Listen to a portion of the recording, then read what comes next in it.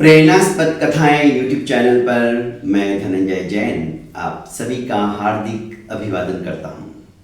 छोटी सी कहानी डीजे की जुबानी। दोस्तों, मनुष्य अपने ही बुने हुए जाल के अंदर उसी तरह से फंसता चला जाता है जिस तरह से मकड़ी अपने लिए जाल बुनती है और उसी में फंस जाती है। अपने रहने के लिए वो जाल बुनती है, फंसने के लिए नहीं बुनती है, पर वो फंस जाती है और उसका फायदा उसे नहीं होता है। वो अपने ही जाल में उलझकर मर जाती है। मनुष्य का भी यही स्वभाव हो गया है। वो जैसे जैसे इस जंजाल से छुटकारा पाने के लिए 84 लाख योनियों से हमेशा हमेशा के लिए बंधन मुक्त होने के लिए मनुष्य जन्म को पाता है, ताकि समस्त कर्मों का छेदन भेदन करके सिद्धत्व और मुक्तत्व को प्राप्त कर सके। पर ऐसा नहीं होता है। वो अपने ही इस संसार के मोह माया से ग्रसित जाल के अंदर फंसता चला जाता है। एक छोटी सी कहानी के माध्यम से मैं बताऊं कि मनुष्य कैसे फंसता है। एक सुनसान बंगले के अंदर बंगले का मालिक, जिसे कि बिल्ली, खरगोश, सभी पशु पक्षियों को, तोता, मैना पालने का बड़ा शौक था और वो उनको खिलाने के लिए भरपूर अन्न धान्य बिखेर के रहता था। कबूतर तो उसकी छत के ऊपर गिनती ही नहीं, इतने आते थे। एक मक्की का लकड़े का टीन जैसा डब्बा उस बंगले के मालिक ने बीचों बीच रखा हुआ था, जिसमें कि मकई भरी हुई थी, वही पशु पक्षियों को खिलाने के लिए। और ढेर सारा वो डिब्बा पूरा भरा था।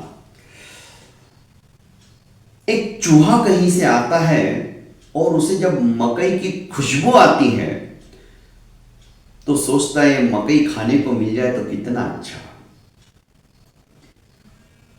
अब क्या होता है, मकई खाने के लिए उस लकड़ी के डिब्बे के चारों तरफ चक्कर लगाता है, पर कहीं से भी उस लकड़ी के डिब्बे के भीतर जाने का उसे रास्ता नहीं मिलता।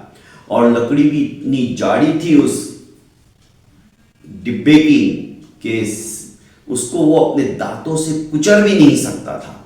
उसे लगता है यदि मैं इसको कुतरने के अंदर ही टाइम लगा दूंगा तो शायद मेरे दांत भी घिस जाएंगे, पर ये लकड़ी का पॉट जो है वो छेद नहीं होने वाला। आखिर इधर उधर घूमकर देखता है तो उसे एक नुकीला चक्कू जैसा धारदार एक औजार दिखता है। वो सोचता है कि इस औजार से मैं धीरे धीरे धीरे धीरे इसमें छेद कर दूंगा, और उसमें वो कामयाब भी हुआ। भूखा था, प्यासा था, कृशकाय हो गया था, छेद उसने ताकत लगा लगा के कर तो दिया। और धीरे धीरे जैसे तैसे अंग उसका छिलता गया, पर उसने छेद कर दिया और अंदर घुस गया।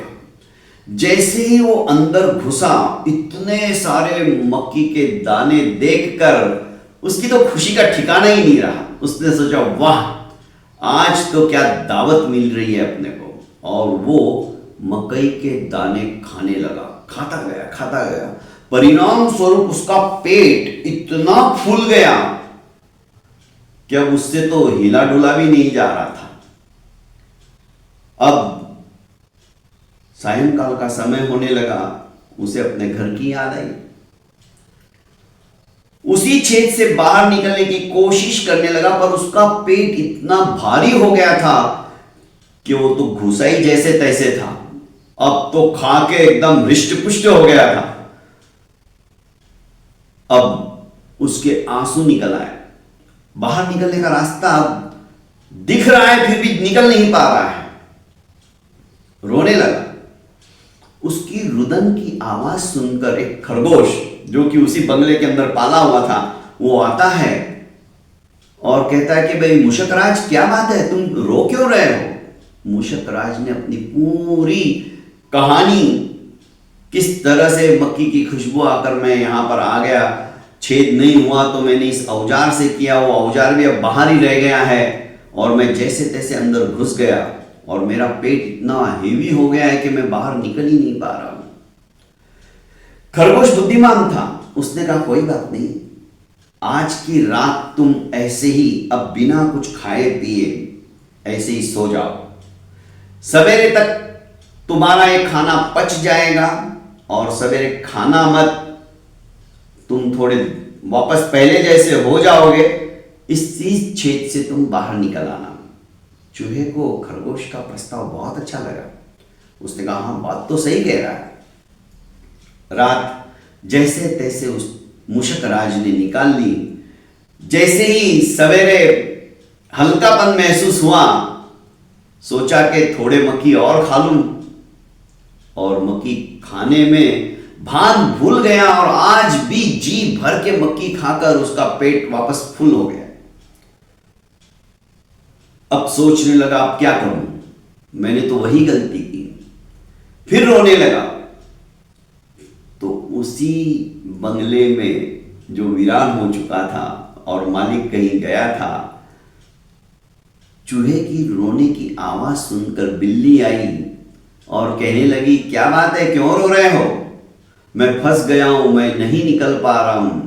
अच्छा एक काम करो, तुम मुंह उस साइड में कर लो और पीछे से अपने आप को धकेलो, इधर से मैं तुम्हें खींचती हूं। चूहा बोला था, उसके जाल में फंस गया। सोचा कि मुझे तो बाहर निकालने में कितनी मदद कर रही है, खरगोश ने भी मेरे को सही सलाह दी थी पर मैंने ही नहीं मानी।